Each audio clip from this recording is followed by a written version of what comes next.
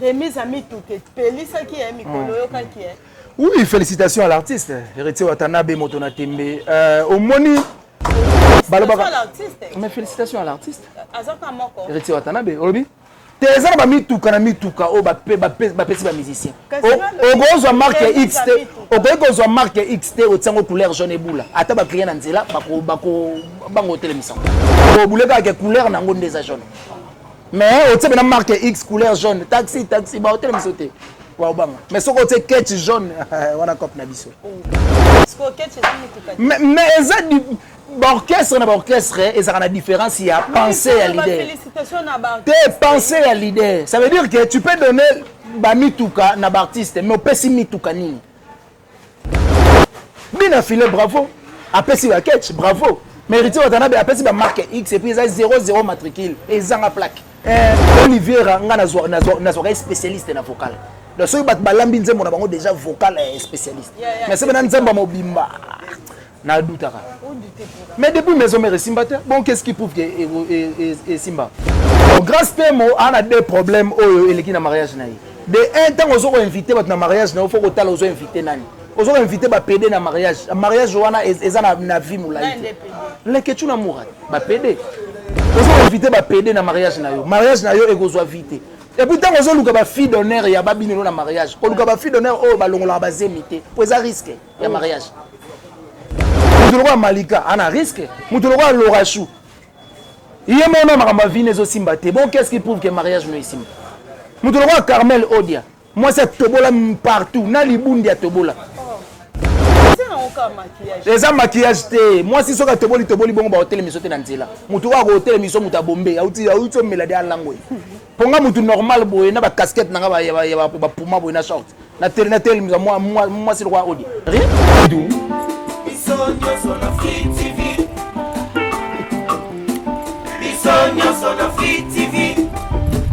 Ah bon? Free TV Caprice, Y'a Boss, Gérisson, Motema, Margela, Manuela, Awande, Banouze ya solo, Papa na ba mama tokende, Kotala chaîne na bisoyo. Bisonya sona Free TV. Awande basango ya solo. Bisonya sona Free TV. Toto beleli, ba chroniqueur na ba chroniqueuse na biso, ya drobenzau, Melea, ba news ya solo, ba mama ba papa ba ya. Bisonya sona ba congolais na ba congolaise na ba ivoirien. Bisonya sona Free TV. Abonnez-vous massivement sur la chaîne Free TV des Boss et Gérisson Manuela Kitoko. Yoka propre, yoka image, yoka qualité. Bisoutou. Bisonya sona Free TV. Parole de monsieur Iglina Fili.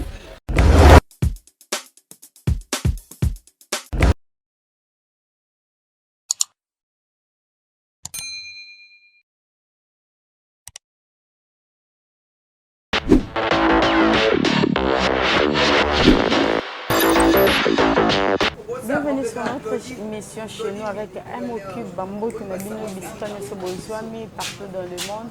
Et un grand merci à mon boss, les boss Gérisson depuis la Suisse. Et un grand merci aussi à celle qu'on appelle Maman Sociale, Bundesliga, Maman qui fait la douceur, Emmanuel de Berlin, l'Allemand noir Nakata Bundestag et sans oublier Jésus Kizou à Kyodoya, la caméra avec qui nous allons réaliser notre émission. L'associé pour informer, nous sommes là pour faire une analyse avec celui qu'on appelle des longues jambes. Voilà, bien garçon géant. Et à Koka, quoi, tu le bikawana, tu sukiwana, les commenter par le binara à Koka des longues jambes. Bonjour. Ouais, bonjour madame, et puis bonjour Nabatuto, Balandarabiso partout à travers le monde, à travers Sitnabino, et ça la bien makasi, bas s'abonner. Free TV Caprice, donc bas s'abonner massivement awa, et ça la vraiment bien makasi, et puis tant bas s'abonner awa, babo sanate ko s'abonner na manique de John Tokos officiel, ou esa chaîne ya makambo, na soif car ya ko servir bango, de tous alarawana, tout ça la bon sala, en tout cas, c'est à moi de te remercier, parce que qu'on s'est déplacé, qu'on y a ti, on a base de tourner mission, c'est pas une mince affaire, il faut oser la longue jambe. tous à la moutomo ou internet c'est l'ingaramakasi. À la coutumier je ne peux pas commencer l'émission sans pour autant dire merci à la reine de l'internet, Majegan, Maj, maman qui pas vite à Général Warrior, Massasi Kalikile, maman Emilion, la PC Mbote place à Zolanda Bisso, et pourquoi pas, il y a Dorothy Louvoiseau, Mami, la première de la classe, on a maman Neglon, depuis l'Allemagne, on a un partenaire Nabisso, Chimène Lopez, Chloé Kardashian de Bruxelles, Julia Kibazo, la Kibaz, na PC Bambote, boutique d'habillement Boucle Création, balobi au Sokoli na hôteli mais au latani.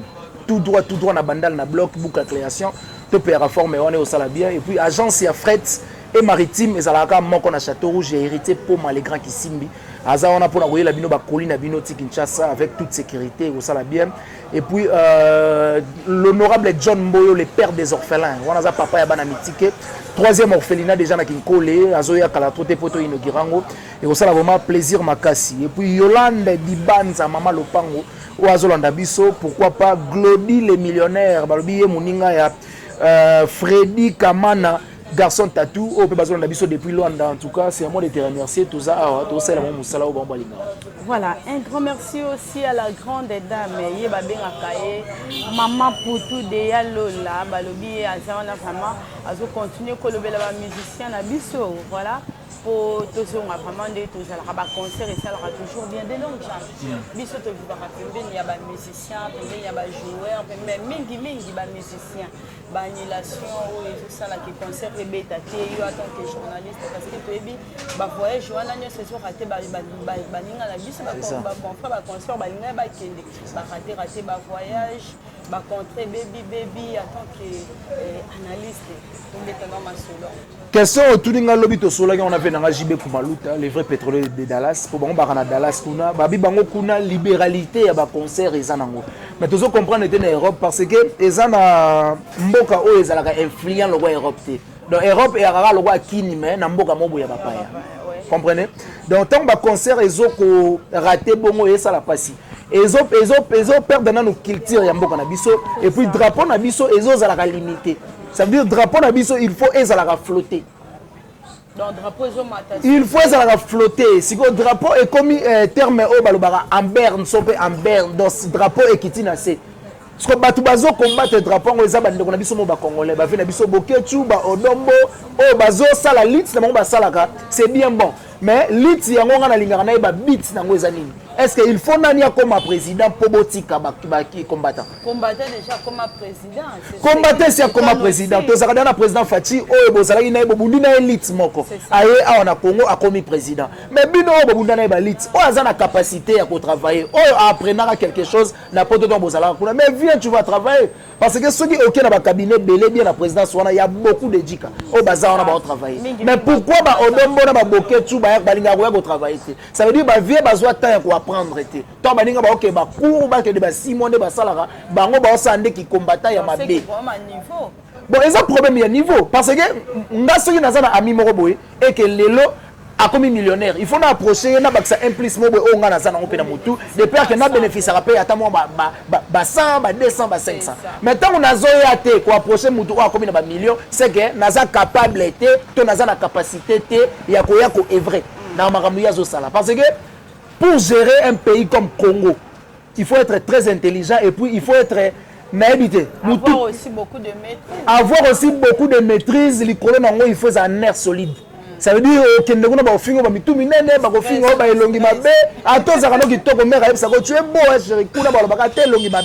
parce que ceux qui ont la maîtrise, je me suis dit que le président, ton cortège, je vais te pour aller au stress, d'accord, finga il est belé. Mais est-ce que tant on ninga bobunda na ba combat mo souffra, boya on a ba avion ba économique, bo sanga na place mo na ba tunioso. Mais lelo ba ninga ba okende ba voyage na ba jet privé. Mais il y a ka bénéficier na bagarre yo bunda. Parce qu'on a tout na vie boketu. Il faut nania comme président pour yotika qui combattant. Il faut Fayulu, il faut Kabere. Oyo za combattre tu peux. Oyo za la combattre. Kasi ngana na tout na question pour lit na bango et s'arrêter. Ba libéraliser ba concert et beta ba manifestation zo ndenge ezanga na poto. Il faut nani akoma président ya Congo pour batika makamba salaka. Mais c'est ça le route. La présidence. N'est-ce pas que souhait à Moutoune c'est ça qui papa Etienne comme absence naé ça dit voilà son fils est là. Mais normalement souhait na biso ezalaki tozala na mutu oyo toyebi ba parents naé. Souhait il y a des combattants. Il y a les gars, tous en mutu mo o to yebi ke père na bango azalaka il est pas zali. Mais to zo ce président Fachi. Mais ce que to ko bunda combat ngoti wa bipo président Fachi et si ayi. Est-ce que c'est à quand combat lit o egosi là. Ya on a une souhaitaka makambo il faut gouvernement na biso et kotango. Ça veut dire ministre na biso ya affaires étrangères, faut que ndé asolana na ba combattant. Vous voulez quoi au juste? Votre combat bit nango c'est quoi? Parce que bit nango to e bakate. Président Kabila Longo, binoka ba combattant. Facha e binoka ba combattant. C'est que na oya o ka ba combattant. Ba conseil go beta mate. Olobi? Te lokola nano ayebe to yebite mais tellement boke tu ayebi sakabiso te que il faut nani ya ko yatika combat. Peut-être ayebisa biso to comprendre. Pour to yeba ke bon to voter ce qu'on a nyoyo pour combat kuna sila. Et lorsque o ka musanga yango na lubaka un jour na ko bimaka prophète. Il y a des artistes et musiciens au bakima na orchestre na ba poto. Ba komba ba combattant.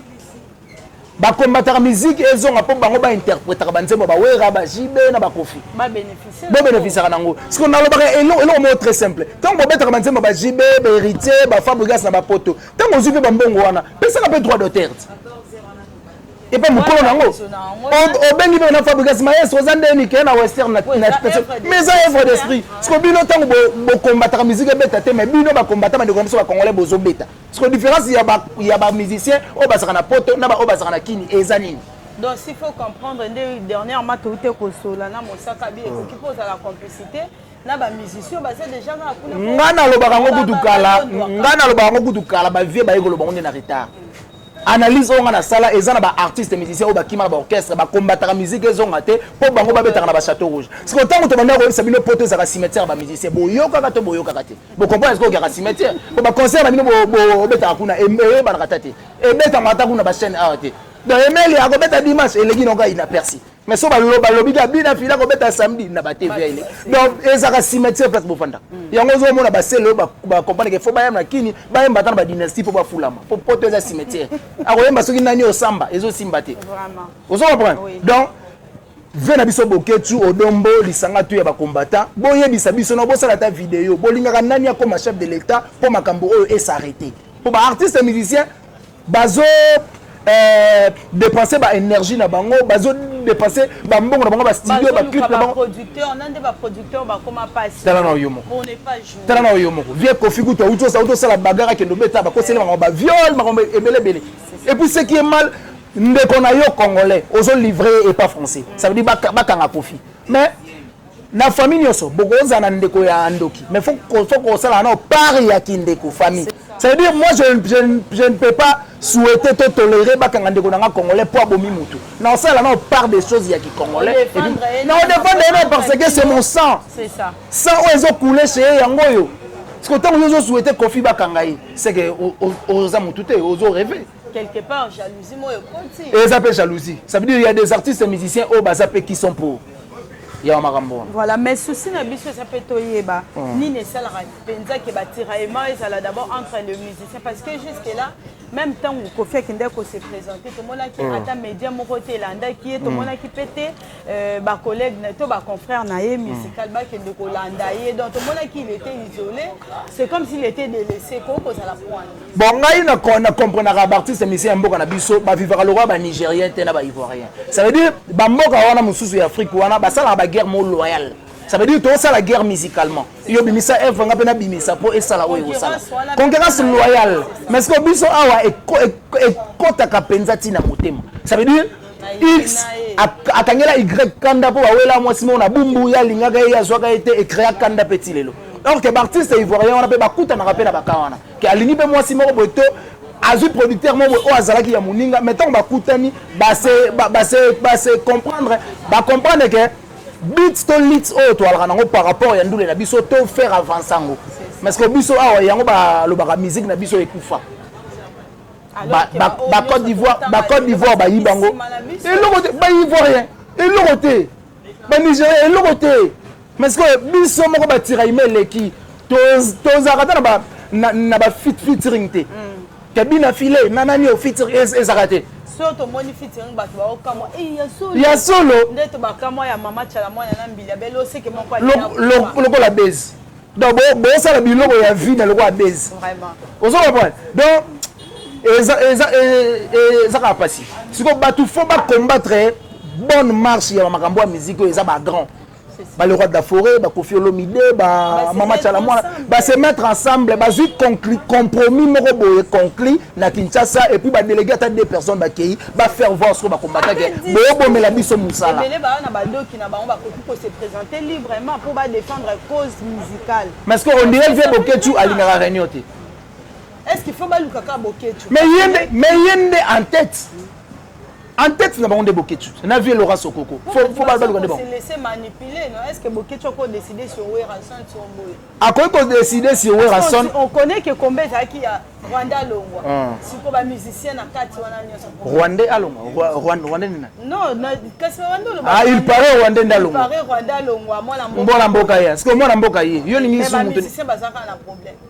Donc ça veut dire l'artiste musicien Nabiso faut basa la réunion moko boye ba se comprendre na réunion moko boye et puis ba déléguer batuba ke ba solo là ba bananu il faut nanya comme président faut biso tozonga ko beta na poto po Boketu idene yango wana est-ce que yé moko il faut comme président comme président na capacité ni ogo bandolo ba lelo c'est la vie lelo c'est la vie. Et voilà, ceci la biso ezali culture na biso vraiment écoufaté parce que mingi lo que tombe la kango ezalaka musique voilà pourquoi to sengi na ba grand comme a dit mon confrère de longue jambe ba grand bo sangana bozana ba compétence wana le vieux comme ba Félix Oazé quoi vous avez l'intelligence et la sagesse ba vieux Karma pas toto landa yo na ba propos non c'était vraiment très bien alors bon se réunir pour que bo trouver na solution et puis biso to continuer kaka koloba parce que to za wana pour na ko accompagner ba idée na bino to longwa pe na côté ya musique na biso pe a raison ndonga la tongo midi pourquoi les rappelé na problème nini to qui peut réconciliation à Manique de John na qui se jore le quand de nium to za pembeni wana ouais ça s'est bien passé nga pe na zala yoana donc ngam na tune bon ba question par rapport à makambango ndenge kakele kanaki bon ba c'est comprendre que ba koli parce que entre bango mibale bana bazana kati comprenez qui sinjora aza mobali ya Manique indirectement ça veut dire petit frère petite sœur ya mobali ya Manique tata mwasi ya bana bokozala na batiraillement te parce que ba guerre na bino e kotakati bana parce que bana tambo otikela bango guerre wana sans pour autant koyeba ke bino bokende parce que guerre wana botiki wana bokozwa ta ya ko buzongisa ngo ndenge nini donc ça veut dire bavanda ki ba se comprendre que il faut to se mettre ensemble pour to faire la presse babia promotion parce que tout au prince babia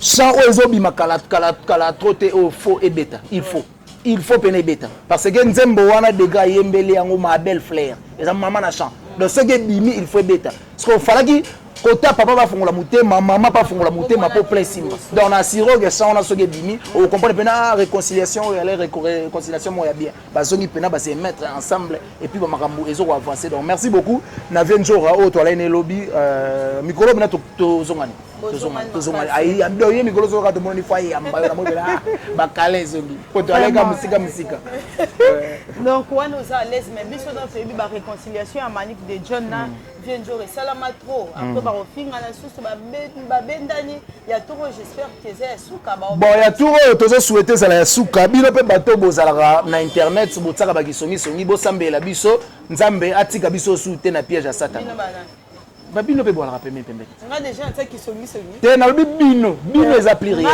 te na règle ya génie c'est exception à la yo exception kasi yo exception nga qui songi nga kuna lukaka kina on a ça déjà ya toro eza ya suka yo exception bongo siko misusu tamsi bako souhaiter que obi net bana batouwa ba Malika ba c'est pelatin Malika c'est pelatin pour ça donc yexon jorana vient jora ba yokana na Manique ba bango ba la banchor oh ya solo banchor tant ozo mona mwasi moko boye akola mazolo ngolaka bazemi eza mabe de longue jambe toyebi ke yo botaka toyebi nyonso wana ça biso to mimisi mwana te seke to le tellement boyebi nga na botaka leke tuna muka ba botaka te yango boko mokina non na tout il sûr na bana ba preuve ezali yo ce que ba ke Malika longola azemi yo so mona place longola obi mais azo bote sustain c'est que ba jo na oya vivana ba bazo botisa ta mais la vérité pourtant on va saluer au geste et pas la bino donc on va saluer au geste et pas la bino faut que la mobali ke mbongo no pesa ki yango na zonction na libumu yo zo zongisa te mbongo ya perte ezali yo kanka ou tonde Non, peut-être bazo projet na bango et non ba moka libala mwana. Kena ma ya kala motuna. Tellement ka bo talango mingi omona ai bébé Malika. La vérité je te dis. Tiko sa boza ndeko na mwasi. Na yebi gaza ndeko na. Ndemo ka na yo pende ko na mwasi. Mais ko lo ba ma bena biso te ma bena bino te tango zo longola bazemi ti à un certain âge eza mabe il faut to dénoncer ngo. Eza le viol fait à les enfants. On dénoncer le cause à preuve. Olobi? Oyebi vient biso quadra lobeni. Est-ce que bona preuve bo mona ba mort ngo na est. Oyebi. Yo ce cause à preuve ko kende ko tika Malika longola. Bon naza na ba preuve te. Naza na ba preuve palpable te. Mais tant que le kana ma ya kalam. Toujours ba compte randi. Ya ba tout ba yego boka ba. Na ma ya kalam. Donc yo so kitiste. Oza magicien qui n'a pas invoqué la main kalam na boka moi. To loka place mon a de Bordeaux. Oh. O loka nani? Na de Bordeaux. Non, c'est pas vrai ça. C'est vrai ça. C'est pas soué na biso ezali bayo kana na ndenga solo mais na ebité so bato balinga ba sa ki songi po bato ba panzana comprenez que manike na vient jour eza vraiment libala nde balobara ta vie akufa mais vient jour azawana azo représenter vient na biso babia pour protéger pe ba prince oyoka ki remise à mituke pelisa ki est mikolo yoka ki est. Oui, félicitations à l'artiste. Héritier Watanabe Motona Tembe. Au Moni. Oh, félicitations à l'artiste. Mais félicitations à l'artiste. Azaka moko. Héritier Watanabe. Olobi. Teza ba mituka na mituka o ba pesi ba musicien. O gozo marque XT. O gozo marque XT o tsango couleur jaune et boula. Ata ba client na nzela bako bango télémission. Bako buleka ke couleur na ngonde za jaune. Mais o tsebe na marque X couleur jaune. Taxi ba hôtel misoté. Mais ce côté ketch jaune, on a copé na biso. Mais ça dit orchestre na orchestre, et ça a la différence, il y a pensée à l'idée. T'es pensé à l'idée. Ça veut dire que tu peux donner ba mituka na artiste, mais au pesi mituka nini. Bien affilé, bravo. Apesi ba ketch, bravo. Mais Héritier Watanabe apesi ba marque X et puis ça 00 matricule et ça a plaque, sans plaque. Donc ça veut dire artiste à comprendre que l'artiste na musala basali ba on mériter des marques X. Et non ba ketch. Non ba ketch. Nazo ça dépend pas Julia. Ah Julia. Mais bien affilé après ça ba ketch avant Gogan. Mais ba ketch Ogo peut-être parce que bien affilé après ça qui on peut la moussi. École la moussate. Héritier Watanabe déjà car c'est sa vie. Parce que tant balai na wenge musique te tant bazaki na wenge musique maison mère mutu a sakana na bakar le roi azala raté maintenant zo ka idée pesa ba artiste mais azu idée go pesa ba artiste et puis apesi mituka eza te ketch apesi mituka eza ba ketch nazo lo beza ba ketch mwana eza ba ketch tant ozo pesa ba ninga eloko mo faut ko pesa ba ninga eloko oyo mo pour ndima ba pesong. Est-ce que ce ba kabele ketch ako tambola? Ako tambola nango. Mais ça cadeau. Est-ce que cadeau ba bon? Yo la lobi ako tambola nango. Ako kipo tambola nango. Ako kipe dans exception des ans. Ako kipe. Merci beaucoup. Voilà, un peu de commentaires pour na ba musicien o pe bazo ki on peut belé bazazo longwe mususu bo. Te ba o bazu wana ba kota molimo ya Diego Milito te po ye aza pressé mingi na vie. Moi si nenda zo tsai ba pressé ba o bazu bazala bena patient bazala. Ba komba ba tezala kaka na munoko. Et ça problème. Mais ça analyste. Tu commences à faire analyse dans la vie privée à Batou. Batou va zimi tout kabaza na molimo biyo Milito te. Pour dire Milito ka tango atsaka vocal ya antouf alongwe. Baninga sko bazimi tuka. Boya ba ida mabete basi o bazaka tout à tout ya ba musicien. Boya na ba ida te ke bolongolisa ba orchestre. Pour dire Milito alongwa et simbate. Olivier Kuduzo alongwe na ebité ponse moneza na mi ange na kuté simbité. D'abord la kolongwa te. Olobi. Te na bi nanu kutu e simbité. Bonga na yo konte. Refrain na ngwezani. Nakoki. Donc yo zano kana ba exception. Merci beaucoup. Yo mogu na kanité bonga. Voilà, mi ange bi. Même pas bien on est à la sécu. Te ayebi. Tika José Kizu ayebi na ye. Tellement agoya wa te pas dénoncer. Yango ko zeli makambo. Po yebi ka agoya te. Olivier Aza grand artiste. Aza grand artiste. Aza grand artiste. Mais mutu mususu okoko zala ka grand na ba vocal. Personnellement. Bon, et ça moi pas si. po esimba bato mutu na vie alaka na spécialité na ye ça veut dire Oliviera nga nazwaka spécialiste na vocal donc soki bato balambi nzembo na bango déjà vocal spécialiste mais c'est maintenant nzembo mobimba na dutaka mais depuis maison mère esimba te bon qu'est-ce qui prouve que esimba donc Oliveira eza moi défi il faut pas le relever oyembi nzembo no pena mobimba du début à la fin au lieu début nzembo non, il faut relever des défis. Pour satisfaire, parce que yo so mona ça pro na. Te a satisfaire ngate, a satisfaire biso ba fan auto lingara. Mais bon so ba sepela kana e bongo. Yo ndozo c'est la ka emba ya mobimba du début à la fin. Yango na uté ko ebisa on a règle ingénieux sur exception à la. Nga inde exception. Mabeta. Évolution mariage à grâce témo ça comment? Bon, grâce Temo. Bon, grâce Temo, on a des problèmes au éléki na mariage naï. De un temps aux autres invités votre mariage na, il faut que tu aux invité nani. Aux autres invités ba pédé na mariage. Mariage wana ezana na vie moula. Les que tu na moura ba pédé. Aux autres invités ba pédé na mariage na yo. Mariage na yo egozo vite. Et puis tant aux autres luka ba fille d'honneur ya ba binelo na mariage. Ko luka ba fille d'honneur oh ba longola ba zemité. Pour ça risque ya mariage. Mutuloko Malika ana risque. Mutuloko Lorachou. Il y a mon homme à vie nezo simbate. Bon, qu'est-ce qui prouve que mariage no ici? Mutuloko Carmel Odia. Moi c'est tobola partout. Na libundi ya tobola. Ils ont aucun maquillage. Les hommes maquillage te. Moi si soka toboli bon ba hotel miso te na nzela. Mutuloko ko hotel miso muta bombe. Auti melade à langwe. Ponga mutu normal boye na ba casquette na ba puma boye na short. Na tel moi c'est le roi Odia. Rien? Ça veut dire grâce Temo, tant aux autres sala et loco pour les meilleurs et pour les pires, ça la romba la mort bien. Kolingate ko côte ça baise na vie privée. Parce que le solo ototoyoki est ça que mobile ya grâce ndati ndela ki like two voice. Que grâce à zo finga ba parents nga azo respecter bango te. Parce que pourquoi aux autres de la mutu o ya balate azakana souwe ku tuno ya kobota même ko sente a sentate. Mais au tindele voice pour passer au conseil. Mutu ro le ketu. A pesa yo mobile ya grâce conseil nini. Ayebi nde ba bala kate, ayebi nde ba bota kate. Ba koma na mo ba moyen na bango ba 100 na ba 200 kota mais ba saka ba célibataire. Parce que muta bongo au tindele voice api au conseil. Conseil nini na ko pesa yo. Moni sort nango. Ça veut dire le ketu tellement aza youtuber a même vie privée à na base. Donc atie ba voice wana et circuler. Vous comprenez? Et ça la bien té. Ça veut dire, grâce Temo, on a sambela vraiment Nzambe, à ça la guerre, mariage na yo ekufate ezala parce que ba seki au moins mingi na internet, ba on continue pe ka ko sekayo. Nga bana na sambela Nzambe mariage ne ekufate. Na sambela Nzambe mariage ne ekufate ezala bien, Nzambe a batela yo mariage on ezala bien. Pour ce que kufi, ba Karine ba zongeli ba vidéo. C'est ça. Pour Karine déjà a dénoncé ka Joana, nga ba mibali o batamba na ba shisha na mituka na linga bango te. Nga mibali yo bazaka mikuse na linga parce que yo il faut relever des filles o laksa ke mibali ya boende ba vrai mibali. Mais ce que mobali yango pe. Ah, jongo ponde amela ka bombe ni. On se la vidéo. On dirait. Bon, on sali vidéo ya vie na bino privé vidéo na vidéo on bi na boy. Ba boy ya mutu na base. Donc mobile ya base alimi moi c'est base ba continuer na ba base. Donc vie na bango YouTube.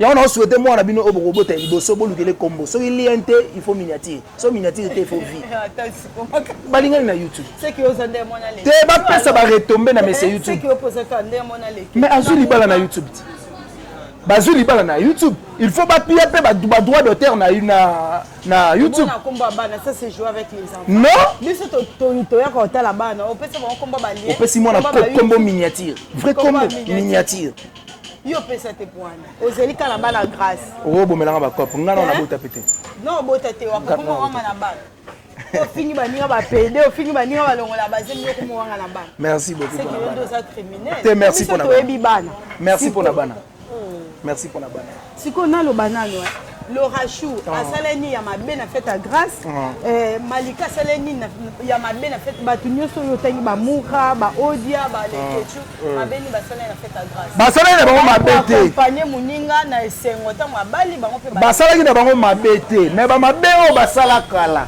ebundisi bitumba libala ya bato est-ce que c'est sûr que ça bongo mais ça bongo au fil de l'heure tant abina ba marié bozana sima après si mu kongo lopele. Parce que le père bazo ningiselo wana eza muta bientôt walongola basili. Et ça risque. Pour un crime. Moi, si on l'a basé, mais si on a pays des droits à crime. Et puis, nous avons dit dénoncer sans avoir de preuves. C'est ça parce que à côté au Bimabola qui s'en la question exacte. Maman, Moutouloa Carmel Odia. Sauf maintenant on a pays des droits. Il faut pas kangaye. Basala nuit de noces illégales na ba mibali na bango. Ça veut dire mobali mo na famille ba yebiete maman abino yebiete bande kono ba yebiete. Mais beaucoup maratina ba niveau beaucoup maon. Et ça va bien. Donc ça veut dire bon ça nuit de noces illégales. Sauf maintenant on a pays des droits ba kanga bango. Est-ce que ça pas bango? On l'a dit? Ba jeune fille belé ba ça ba même. Na yo pour ça là ngo. Na lobi ba jeune fille belé ba ça ba même. Ah ba eza bango.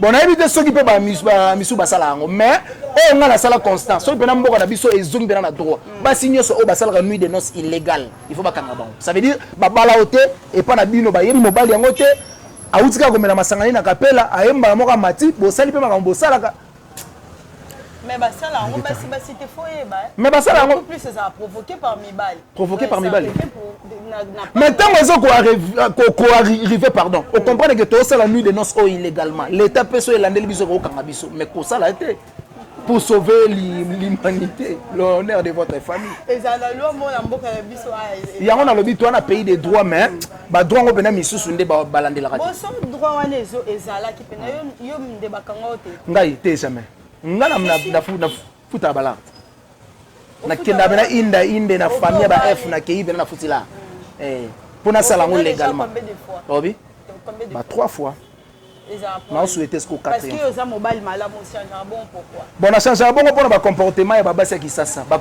comme na ba esprit ya ba mama Château Rouge ça veut dire ce gars artiste moi violon était ba marche basi pa kini ba komi bon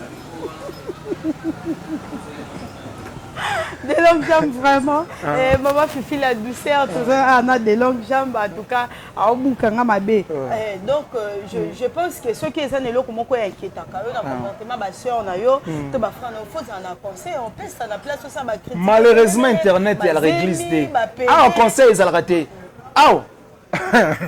mutu église ayoka te famille ayoka te école ayoki te ndenga individu onda koyoka mais akoki po yoka akoki c'est une exception donc émission na yo ato saka ya exception et c'est possible oyo mutu pena yoki opesa ki conseil dans les bons ayoki mais ngana ndimite mutu lo wa mura abanda ki pede na 13 ans ale so na tranquinga ndio akomi ngana conseiller patiki elenge ya yoka na partenaire na olingate ndeko du video ekota soka talinga lo bembelo ni amana tika dazila ba code na ba chombo yo obimana eto déjà branché mutumo bon moura na bimana été na souhaité ngo pété ponga na bimana ba PDT mais na yebi ba partenaire na moi mingi ba mi bali ni moi confirme encore qu'il est PD maza PD auto ndimango yemo na vidéo que c'est ma vie on a ça c'est ma vie Mutu soit lobby c'est ma vie là qui c'était que naza PD alobi bon mesana nga alobi bon mesana nga na makambo na salaka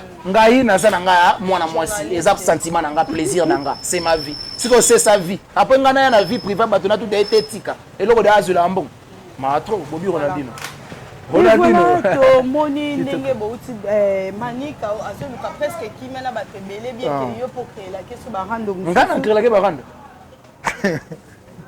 il y a mon université à rando ngala école donc on accepte non bon temps pour la business se battre rando il y a sa université ou école et puis bon préparer école gardienne bon la vie appartient au courage il y a des courages mosusu o sauver pa na vie au courage il y a boké tu les ça ba mise ba betate il y a Laurent Sokoko a Kabila Gembo et la potailler propagande comme chef de l'état président Fachi Beto ça veut dire ba courage ya moto na moto manike vie na o ya memara wana yango bata poto balinga ba code ya ka makambo ya so ngape na kona vanda na na comprendre que o ba code ya bona makambo ako yo sala université nga école c'est école nini Saint-Georges et ça mal réputé on a créé les bateaux belé ba problème Saint-Georges si école na bisoti école na présentant wana na présentant wana ah c'est normal c'est que bozala déjà na série na bisoti au sala ngote héritier Watanabe après présentant wana la poule wana na Saint-Georges Donc, si tu comprends bien ma campagne, ça n'a le coup de tête.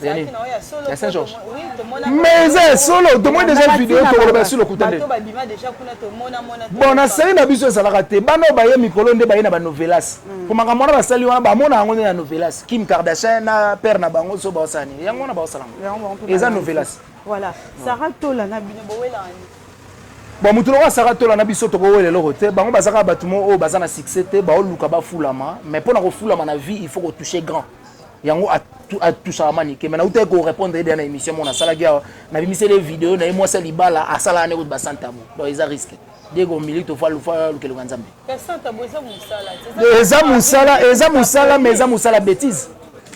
Rubrique ya article ni. Mais yé moko santa kazale. Mais est-ce que autant oyebi que un jour na comme appelle moi sali bala. Oyo santabo na zo sala ezala ngir ba go ba no fingira mo bali nanga o sala ngota.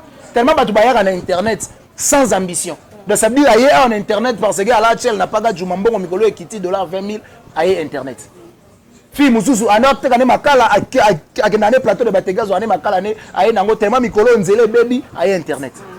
Ça veut dire internet mais c'est YouTube foyer ça dit son asala pour ba catégorie batande yi. Ponga bena ne na yebi mutulo kwa Karine Mokonzi aza censé te ya représenter mission. Mutulo kwa Grace Mbizi censé te. Ça veut dire baza batu oyo babengisa biso ba chronifuati. Bango wana. Ça veut dire baye na ba sextape na internet. Baye na ba injure mo na lingala parce que ya mo so ki peut ozo ya ko injurier ba tout le bango pe na français. Poto sunga pe mais c'est YouTube ba interprète mikolo bazo la ba pongi bazo bosana. Parce que bino ya kata mutu na interprète azo ba tezani les grosses têtes. Ça va risquer. Benjir wana yo na finga ngo. Bonga benjir ya bongo na finga ngo mais na français. Pour sunga YouTube. À comprendre que muta finga. A finga ki. Mais bino nyoso bosel ka elo mo. Te to sala elo mo mais na ba deux langues différentes. Parce que la différence il faut bango ba fingi yo fingi te. Bonga na finga la te mais na expliquer. Ce qui na expliquer net que mour à la PD na fingi eta na expliquer. Expliquer nani aza besoin na ngo. To ke tango lobi malika longola mour ata PD. Les questions ça bon. Est-ce que vous expliquez? Mais batu batala biso na poto bakanisaka ke mour aza PD. Mais ngas ko na bana na kisasa na yebi gaza PD. Ya on a informé bango gaza PD. Mais na fingita na expliquer bango ndeke makambo bokanisa po na yeza ya solo. Mais injure. Mais faut comprendre que ndenge ça peut mena mani que malgré ya za université à rando mais il faut ya mon pôle olembise la kae à comprendre que za moi si kasi yango nga na sala école. Ça veut dire non formé batu na CA wana pesa bango kuna mais tellement ba ozala bien formé yango ba okino sa musala kuna. Au lieu au doser lo kongo yo zo mukande au formé pour te nazo formé batu bien batu baza ba mature baza intelligent. Vous comprenez ça veut dire ngai na injure toujours na même lignée. Te na injure te na ko loba vérité. Ça veut dire soki eloko o ba benga ngola o ale benga ngole bongo. On a maîtrise la langue, voilà. De longues jambes, tu vas dire déjà qu'on chité vraiment. Tozala qui n'a pas plaisir à toi pour solo la nayo. Mais dans l'ensemble, je pense que ne va causer les bisous. Bon, je ne sais pas si va causer nga na ebi que va causer nga parce que nga na koki ozawana te pour na tout na musicien moko boye question mo na ndenga mabe pour afinga mutu musuto e créer. Ba le bisou nde tozaka la base ya conflit ya ba musicien par rapport à la question à bisou. Bon, bah cause a peine la raison parce que YouTube est en règlement d'ordre intérieur. Ça veut dire ils ont la question ils ont interdit. Ça veut dire tout est permis na YouTube. Donc Baptiste Msusu bazana maîtrise la réponse te yango ba répondre à ba bêtise parce que ba ko tout na question moko ya mabe mais ceux qui on a maîtrise la réponse orientant mais monsieur bana ba nani boyoka na tête kasi toyoka na tête balinga ozo comprendre ana maîtrise la réponse te donc de part et d'autre biso na bango pe to kana ba faute mais biso a faute c'est ça to kana règlement d'ordre intérieur te na YouTube. Pour ma misala tu travailles na YouTube tu as ni CV mais à la gare boss mon apporte ça ni $100 à transport 200 salaire le procès verbal je me ba go benga na fait ni mabo etsomo ekangami donc on va procès verbal. Voilà, si je comprends bien, Ezak est journaliste, qui pour citer musicien et non, créer les de ça dépend des réponses aux musiciens à ça selon formation. Il y a beaucoup de musiciens qui sont bien formés. C'est ça aussi. Il y a beaucoup de musiciens qui sont ça veut dire à comment un musicien sans chic. tellement art ezali tellement art ezali akomi pe musicien sans pour autant koyeba ken chik ezati akoya pe na plateau a grand chanteur movandi se la papa ça faut école atanga. Donc c'est ça, voilà la formation de base yango déjà vraiment bien pour permettre que entre bino ba musicien ba réponse au ebimara wana boko c'est la rakeba journaliste ndé ba créer la rabino vraiment.